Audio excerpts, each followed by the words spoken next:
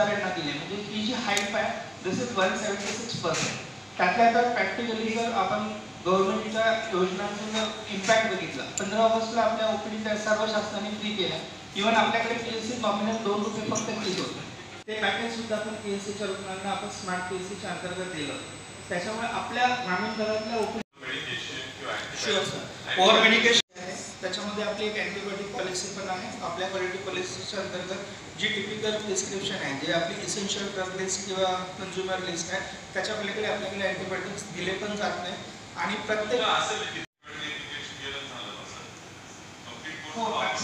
आपल्याकडे तुमच्या स्तरावर, आमच्यापेक्षा तुमच्या स्तरावर लोकप्रतिनिधींच्या सगळ्यात जास्त तक्रार येते की याने आम्हाला आयपी लावलं नाही, याने आम्हाला इंजेक्शन दिले नाही. आपल्या पीएससीच्या तक्रार असते, कारण आपण त्यांची विश काळानुरूप आपण जे बदल केले. त्याच्यामध्ये ई संजीवनी आहे, ई शुश्रूत आहे, कायाकल्प आहे. त्याच्याबद्दल मी पुढे पण बोलणार.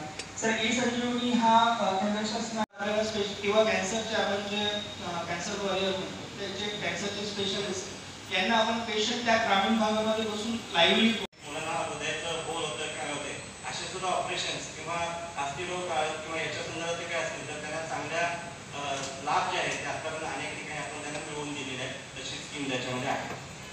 त्यानंतर त्यांना मदत केली स्कीम राबवली जाते ती रोजगार योजना, महात्मा गांधी रोजगार योजना आहे सर.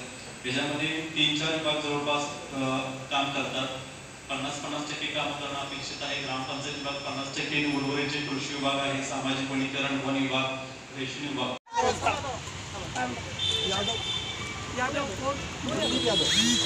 विकास प्रकल्प अधिकारी नागरिक माझ्या काय बोलता कुठल्या कार्यालयात दिलं आहे?